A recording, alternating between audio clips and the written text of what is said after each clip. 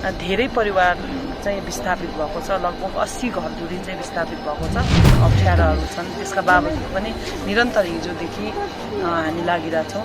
राहतहरू कतिको आइरहेछ म्याम? राहतहरू चाहिँ अब अहिले तत्काल त ठिकै, त्यस्तो धेरै राहत आइसकेको त्यो चाहिँ छैन। यहाँ यो ठाउँमा चाहिँ 80 घर परिवार विस्थापित हो। योभन्दा उता फेरि यो डाँडाको उतापट्टि एउटा बस्ती छ, डाँडा गाउँ टाङसार बस्ती भने, त्यहाँ पनि 17 घर परिवार चाहिँ विस्थापित छ। त्यहाँ मानवीय क्षति चाहिँ नभएको। यो पुनर्निर्माण प्राधिकरणले जुन ढङ्गले अध्ययन गरिएको थियो 72 सालको भूकम्प पश्चात धेरैवटा ठाउँहरू चाहिँ के अरे यो चाहिँ अब बस्न लायक छैन भनिरहेको ठाउँहरू, त्यति बेलाको साबिको गाविसहरूको कतिपय ठाउँहरू गाविसहरू चाहिँ बस्न लायक छैन भन्ने त्यो अध्ययनहरू गरिरहँदा पनि उहाँहरूको त्यो अब तदारुकता अब सङ्घीय सरकारले त्यो त हामीले स्थानीय सरकारको स्रोत साधनले पनि नभ्याउने कुरा हो। स्थानीय तहले गर्नु सक्ने काम चाहिँ हामीले कुनै पनि कसर बाँकी राखेको छ जस्तो चाहिँ मलाई लाग्दैन। हामी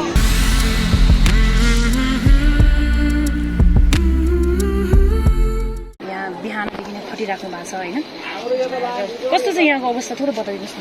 अहिले तपाईँहरूले देखिसक्नु भएको छ, यहाँ अलिकति अस्थायी रूपमा यो विस्थापितहरूलाई चाहिँ व्यवस्थापन गर्नको लागि निकै कठिनाई भइरहेको छ। कठिनाई यो अर्थमा कि अब यहाँ कुनै पनि ठाउँ चाहिँ अलिक सुरक्षित चाहिँ कुन ठाउँ भन्ने नै यो यकिन गर्न नसकिने, किनभने जताततै यो जुन पहिरो आएको हिजो पहिरो आएको ठाउँ एकदमै धेरै फाँट राम्रो बस्ती बसाउनु लायक बस्ती ठाउँ चाहिँ यो ठाउँ हो भन्ने ठाउँमै त्यति धेरै विपत्ति विध्वंस गर्ने 31 जनालाई एकै ठाउँमा त्यो पुर्ने हिसाबले त्यो पहिरो आइरहँदाखेरि यो ठाउँलाई पनि कति सुरक्षित भन्ने पनि एउटा कुरा छ। र अर्को कुरा चाहिँ धेरै परिवार चाहिँ विस्थापित भएको छ। लगभग 80 घरधुरी चाहिँ विस्थापित भएको छ।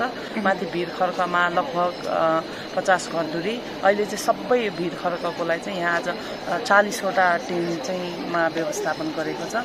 अब यहाँ टेन्ट त हामीले व्यवस्थापन गऱ्यौँ। यहाँ खानाहरू चाहिँ सामूहिक रूपमा धेरै परिवारहरूलाई व्यवस्थित गर्नको लागि अलिक धेरै कठिनाइ हुने र यहाँ शौचालयहरूको खानेपानीको अनि बत्तीहरूको सरसफाइदेखि अब कुराहरूको चाहिँ धेरै चाहिँ यहाँ चुनौतीहरू अप्ठ्याराहरू छन्। त्यसका बावजुद पनि निरन्तर हिजोदेखि हामी लागिरहेछौँ। राहतहरू कतिको आइरहेछ म्याम? राहतहरू चाहिँ अब अहिले तत्काल त ठिकै, त्यस्तो धेरै राहत आइसकेको त्यो चाहिँ छैन, किनभने हिजो मात्रै घटेको भएर आउने क्रम जारी छ। अहिले चाहिँ नगरपालिकाले नै धेरै कुरा म्यानेजमेन्ट गरिरहेछ। तपाईँहरूको नगरपालिकाले एकदमै पहल गरिराख्नु भएको छ यो समयमा, यो विपदको बेलामा होइन? र अहिले अब के छ समस्या, के आपद छ, के अब हाम्रो जुन विस्थापित भएका परिवार र नागरिकहरू हुनुहुन्छ होइन, अल्पत्र अवस्थामा छ, ट्रेनहरू त आइसकेको छ होइन, यो चिसो ठाउँ छ, एकदम गाह्रो होला होइन, के छ अवस्था यसको बारेमा? समस्या त धेरै समस्या छ, किनभने भर्खरै यो स्थानान्तरण गरेको र व्यवस्थापन हुँदैछ, सुरुवातीको चरण हो। धेरै कुराहरू चाहिँ व्यवस्थित गर्न बाँकी नै छ, किनभने धेरै भनौँ न एकदम आधारभूत आवश्यकता सबै कुराको टेन्टदेखि, किनभने उहाँहरूको घर कतिपय घर परिवारको सबै घर पुरिएको छ, के पनि निकाल्नु पनि नपाएको अवस्था पनि छ। र कतिपयको चाहिँ घरमा केही सरसामान भइरहँदा पनि त्यो ठाउँमा जानु नसकिने, फेरि पहिरोले पुरिएला कि भन्ने डर भएको नाताले कारणले गर्दाखेरि चाहिँ धेरै कुराको चाहिँ सबै कुराको आवश्यक छ। के अरे अघि मेयर साहबले चाहिँ भन्नुभएको थियो चामलहरू चाहिँ आइरहेछ, दालहरू पनि आइरहेछ होइन, तर अति आवश्यक लत्ता कपडादेखि लिएर अरू केही चिज अझ कमी भएको छ भनेर भन्नुभएको थियो। हो, अब चामल यो खाद्यान्न सामग्रीहरू चाहिँ अलिकति सजिलो पनि र नगरपालिकाले पनि तत्कालै खरिद गर्न पनि सकिने, यो चाहिँ पाइहाल्ने र अन्य हिसाबले चाहिँ अन्य कुराहरू जस्तो सोलर लाइटहरू तपाईँले देख्नु भएको छ। यहाँ राति पनि अब लाइनहरू भइरहँदाखेरि सोलर लाइटको अनि टर्च लाइटको आवश्यकता भनौँ, अब ओर्ने ओछ्याउने सबै कुरा, अब भाडा बर्तन सबै अहिले हामीले व्यवस्थापन त गरिरहेछौँ। जिल्ला विपद व्यवस्थापनले नै पठाइसकेको छ के अरे भाडा पट्टनहरू चाहिँ इन्डिभिजुअल रूपमा चाहिँ हामीले यहाँ वितरण गरिसकेको छैन, किनभने अहिले व्यवस्थित नभइसम्म चाहिँ फेरि इन्डिभिजुअल रूपमा उहाँहरूलाई दिँदाखेरि झन् अव्यवस्थित होला भनेर हामीले त्यो पनि तयारीमै राखेका छौँ। अब भोलि पर्सिदेखि हामी वितरण गर्छौँ, त्यो उहाँहरूलाई व्यक्तिगत रूपमा पनि के अरे वितरण गर्छौँ। र अरू अरू सामान त धेरै कुराहरू आज किनभने सुरुवातको टाइममा भएर यो कुरा चाहिँ चाहिँदैन भन्ने चाहिँ छैन। अहिले ठ्याक्कै भन्नु नि के चाहिन्छ अब? अहिले सुरुवातमा अब के अरे किचनका सामग्रीहरू जस्तो ग्यास चुलोहरू के अरे अनि त्यस पछाडि ओर्नी ओछ्याउनेहरू चाहियो, अनि ट्रस लाइटहरू, सोलर बत्तीहरू, त्यस्तै अब फिल्टर, यो सरसफाइका सामग्रीहरू पनि चाहियो, फिल्टरहरू, यस्तै जस घरयासी सामग्रीहरू सबै कुराको चाहिँ। कति परिवारले भन्नु? लगभग मैले भनिहालेँ 80 घर परिवार यहाँ यो ठाउँमा चाहिँ 80 घर परिवार विस्थापित हो। योभन्दा उता फेरि यो डाँडाको उतापट्टि एउटा बस्ती छ, डाँडा गाउँ टाङसार बस्ती भन्ने, त्यहाँ पनि 17 घर परिवार चाहिँ विस्थापित छ। त्यहाँ मानवीय क्षति चाहिँ नभएको, तर त्यहाँ विस्थापित चाहिँ 17 घर परिवार। त्यहाँ पनि अहिले उहाँहरूको जुन त्यो टाङसार बस्तीमा चाहिँ उहाँहरू बस्नु सक्नु भएको छैन। हिजो प्रहरी प्रशासन नेपाल आर्मी जानु भएर उहाँहरूलाई यता अलिकति यता डाँडामा स्कुलमा सिफ्ट गरेर राखिएको छ, त्यहाँ पनि धेरै क्षति भएको छ। र यसको उतापट्टि अलिकतिपट्टि उयो बस्ती पनि, यो हुन्डुङ बस्ती, त्यो पनि एकदम उच्च जोखिममै छ।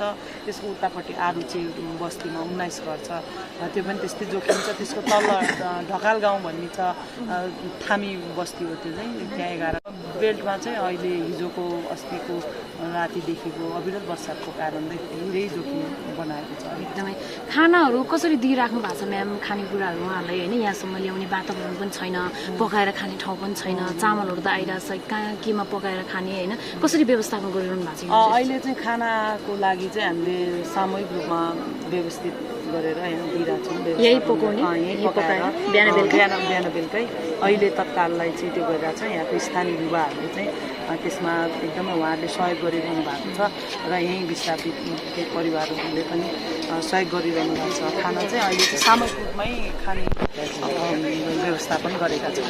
यो अवस्था छ होइन, अन्त मेयर उपमेयरहरू त आनन्दले गाडी छोडेर हिँड्न पाउनुहुन्छ, तपाईँहरूलाई चाहिँ डाँडा काँडामा विपदमाथि विपद थपिरहेको छ है। वेल ठिकै छ म्याम, तपाईँलाई एकदम खुसी लाग्यो तपाईँहरू बेलामा जनतासँगै हुनुहुन्छ। एकदम एकदम अब हाम्रो भूगोलै एकदम कमजोर, एकदमै कसैलाई पनि दोष छैन, किनभने यो प्राकृतिक विपत्ति हो। अब यो भूकम्पले ठुल्ठुलो बनाएको जस्तो मैले अघि मेयर साहबसँग पनि कुराकानी गरेको थिएँ, पुनर्निर्माण प्राधिकरणले अलिकति राम्रो स्टडी गरेर स्थानान्तरण चाहिँ सही टाइममा गरिदिएको भए यो विपदबाट मानवीय क्षति हुनबाट चाहिँ जोगाउन सकिन्थ्यो कि भन्ने खालको कुराहरू काठमाडौँमा आवाज उठेको छ होइन। मानवाधिकार आयोगमा मुद्दा समेत पनि दर्ता गर्नुभएको थियो धेरै साथीहरूले, के भन्नुहुन्छ म्याम? एकदम यो कुरा मलाई पनि एकदम यो खड्किएको कुरा। यो पुनर्निर्माण प्राधिकरणले जुन ढङ्गले अध्ययन गरिएको थियो 72 सालको भूकम्प पश्चात धेरैवटा ठाउँहरू चाहिँ के अरे यो चाहिँ अब बस्न लायक छैन भनिरहेको ठाउँहरू, त्यति बेलाको साबिको गाविसहरूको कतिपय ठाउँहरू गाविसहरू चाहिँ बस्न लायक छैन भन्ने त्यो अध्ययनहरू गरिरहँदा पनि उहाँहरूको त्यो अब तदारुकता अब सङ्घीय सरकारले, किनभने त्यो त हामीले स्थानीय सरकारको त स्रोत साधनले पनि नभ्याउने कुरा हो। हामीले त उहाँहरूलाई गुहार माग्ने भन्दा सिवाय होइन, यस्तो छ भन्ने भन्दा त त्यही सिफारिसहरू लाने भन्दा त हामीले अरू के गर्न सकिन्छ र अब यही हामीले स्थानीय सरकारले गर्न सक्ने भनेको त विपद नहोस् भनेर यही भिरखर्कको यो जुन अहिले पहिरो आयो, यो भिरखर्क भन्ने ठाउँमा यो माथि, त्यहाँ पनि हामीले यो अस्तिको बर्खामा पनि असाढमा जुन जम्बूमा पहिरो गइसकेपछि त्यो घटना घटिसकेपछि चाहिँ यो ठाउँमा एकदम त्यो पनि जोखिम छ। माथि यो के भन्छ हिउँदको समयमा